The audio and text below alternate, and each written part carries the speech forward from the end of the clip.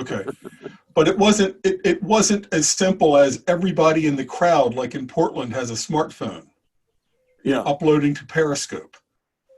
In Selma, if you could do something to instigate the police, it would never, ever see the light of day outside of the people throwing rocks and bottles at police.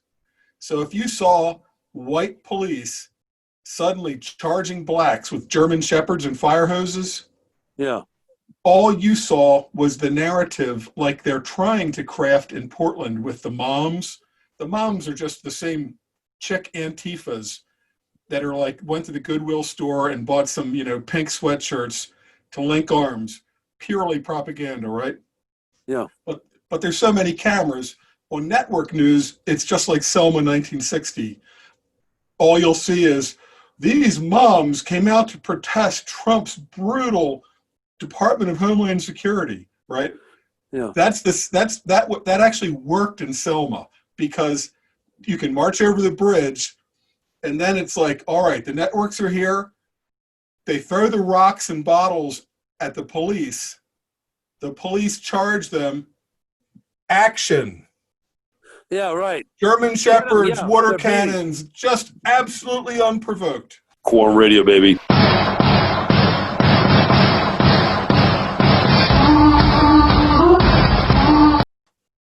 Oh, sure. And which reminds me, by the way, of something recent, Matt. There was a guy, I don't know if he was a Navy SEAL or former, he was maybe a Green Beret, or anyway, he went there to say, hey, are you guys respecting the Constitution? And he got clobbered. Do you know about that guy?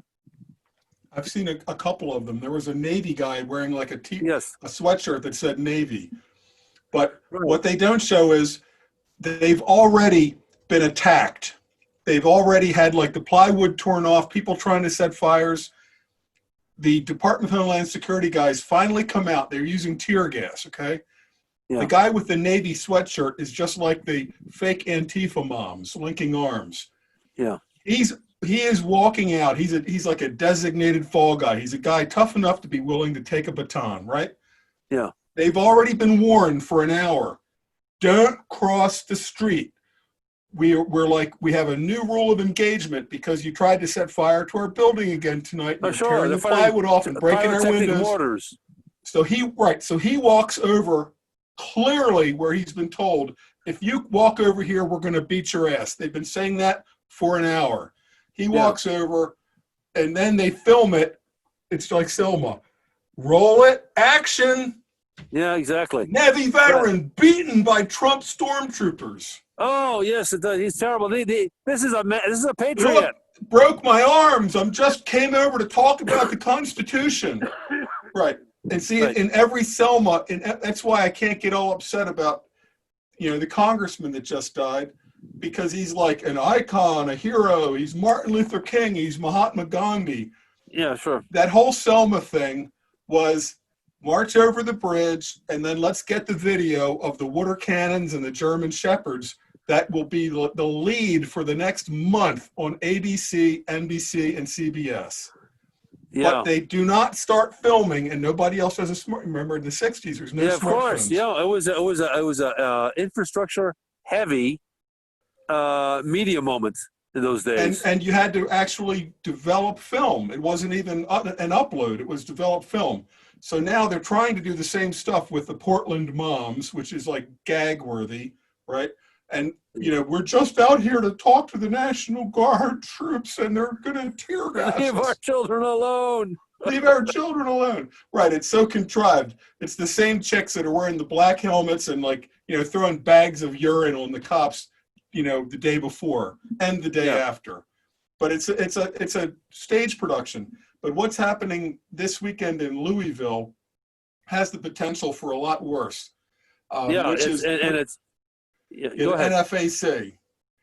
The guys that did Stone Mountain, Georgia on the 4th of July. And it's really one individual who goes by the internet moniker of Grandmaster Jay.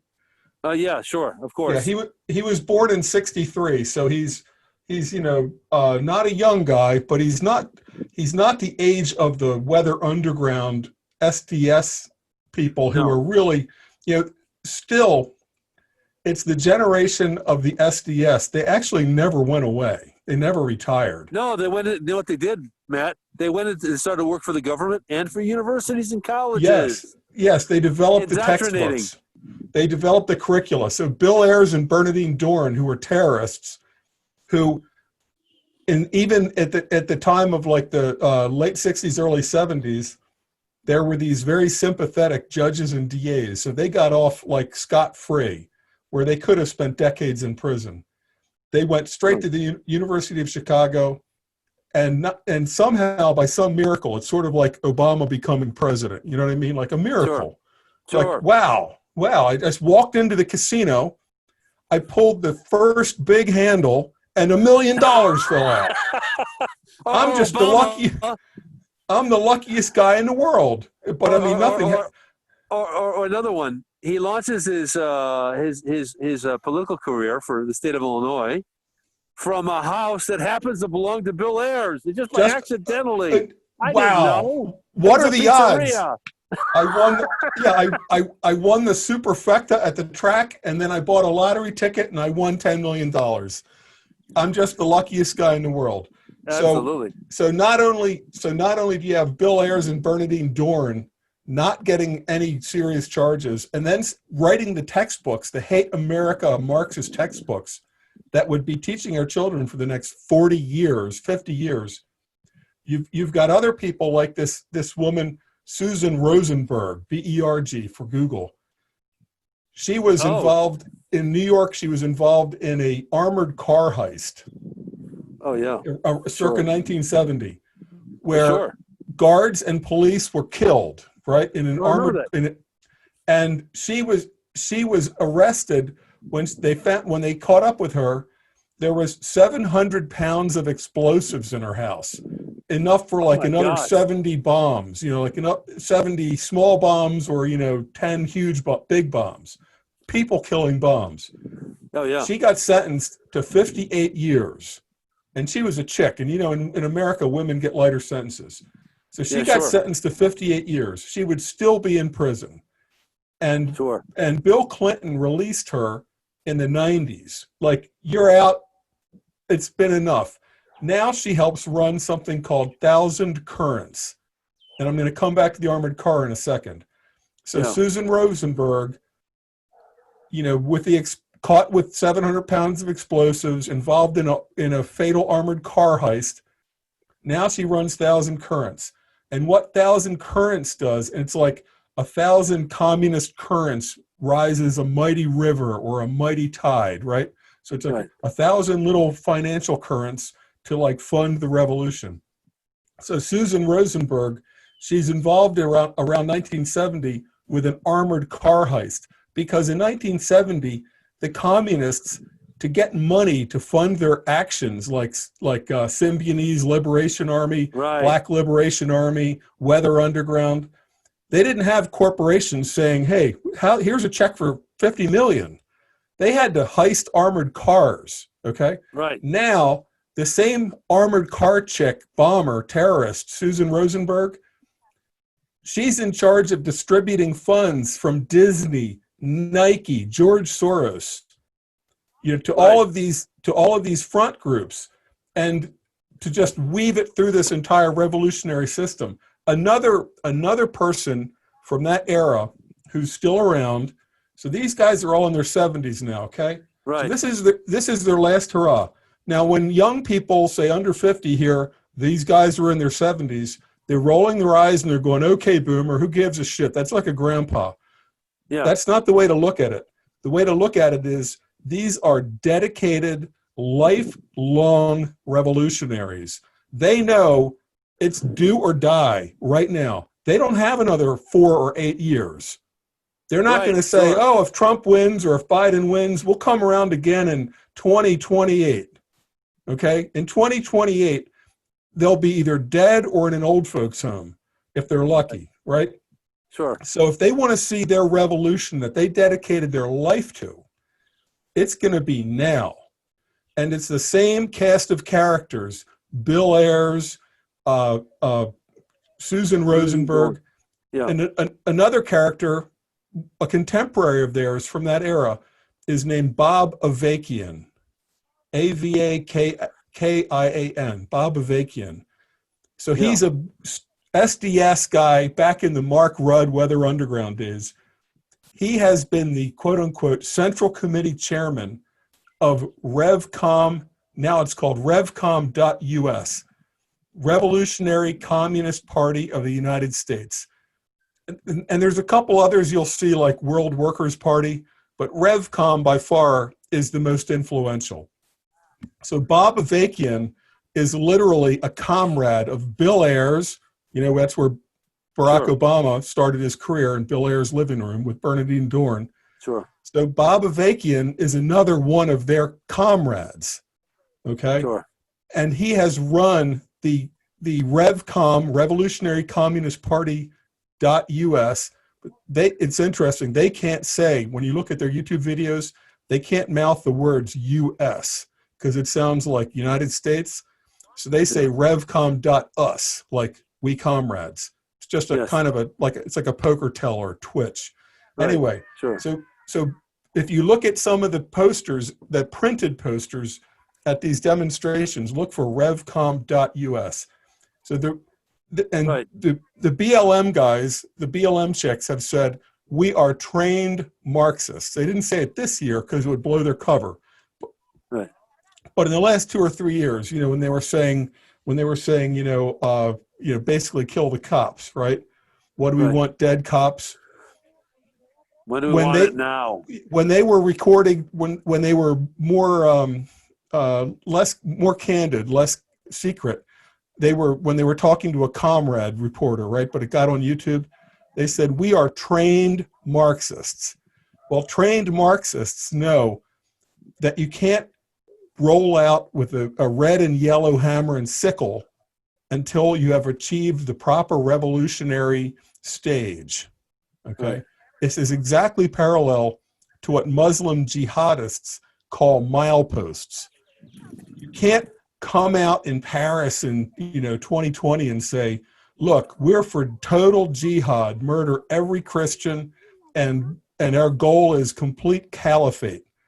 The mileposts theory, or not theory, the milepost strategy of Islam is, for each period, there's like the correct propaganda you have to use. So in 2020, for the revolutionary communists, they know that they can't just roll out with a yellow and red hammer and sickle, because people would think, wait a minute, didn't you guys like murder more than 100 million people in the last century for communism? Sure. They'll talk about, being Scandinavian socialists. But what you will see is the fist, which has been consistent from like the Weather Underground SDS in the 60s until now, which is like the printed stenciled fist. That is exactly the same as a hammer and sickle. It's a wink. It's a wink to the comrades. We're communists. But the normies, just like, ma and pa kettle at home, that they know there's something wrong with a hammer and sickle. Probably shouldn't support those people. But a fist, that's like, okay, a fist. Didn't they do that like at the 68 Olympics? Fist, right. Black power, that's cool. But to the communists, the fist signifies we are communists. But in the milepost, in the era that we are in today, we can't put up a red and yellow hammer and sickle flag. So we put up the fist for Black Lives Matter or for Antifa, but it's like a wink to the comrades. We're communists. We just don't want to, alarm the normies, the normal citizens. No, right. Yet. We're going to boil the frog. And something interesting talking about the fist, something a lot of people don't know, Matt, and I don't know what you think about the JFK assassination. I know this is controversial. I know it's been rehashed again and again, but there's an aspect of it that people don't know. And that is that, Lee Harvey Oswald, as you probably heard, there was a phone call that Lyndon Johnson placed when he had been shot. when he had been shot by Jack Ruby, and Lyndon Johnson wanted a final statement, a confession. Get a confession from this man, right? Well, actually, Lee Harvey Oswald had From made a Oswald statement. or from Ruby? No, from You Oswald. mean from- Oswald actually, after he was shot by Jack Ruby, actually made a statement. He made a statement. They asked him, "Look, this is that he got shot. They drag him back into the police station, temporarily while they're waiting for an ambulance. Look, this is the time for you to tell us. Do you have anything that you want to say?" And he shook his head and said no, but he made a clenched fist. He made a clenched fist. In fact, there's photos of that. And in fact, when he went into the ambulance, he had a clenched fist. And when he was in the operating room, he had a clenched fist. And what I say is that communists, okay, just like the devil, he has to show his horns and his tail. Yes, Because that's fascinating. I'd not thought of that, but I'll show you the picture. It's but unbelievable. I now that you mention it, I remember it. But Oswald went to Moscow because he was a dedicated communist, and he was a former Marine, shot expert, or whatever. He was so nuts that the communists, when he wasn't happy there, said, "You can leave," and that was rare. So, and they even let him bring his wife, Marina Oswald, whatever her Russian name was, but Marina Oswald was allowed to leave. And in early 60s, that was, very, very rare. So they didn't want whatever was going to happen with this loose cannon. They didn't want it to happen in the Soviet Union. So he comes back to the USA, and he is still a dedicated communist. He took a shot at a general. I forget his name. Yes, Edwin Walker, a member of the John Birch Society. Yeah, like through the window, right? And missed, deflection or, whatever, parallax, deflection. So he missed. And this is one of those things where history is just so crazy because sometimes there are just currents. There's a thing called synchronicity even. Just like there's like an era and an epoch, and things are going to happen. And somehow by some unbelievable thing, it's like all of the tumblers on a giant bank safe lining up and the door opens, or one of those Aztec calendars, that's for thousands of years, and it just lines up. Well, he got a job at the book depository. This dedicated communist had tried to kill a John Birch, retired general, and in the newspaper, there's the route. It's like a naive era. Here's where, if you want the best view of John F. Kennedy, this is his route. And the route took him straight in front of where he worked. It didn't have to be a big conspiracy to give him a job. He had worked there for a long time, stacking books in the book depository, and the route. And there it is. It's like, wow, history is giving me the golden opportunity. This is like a signal from on high.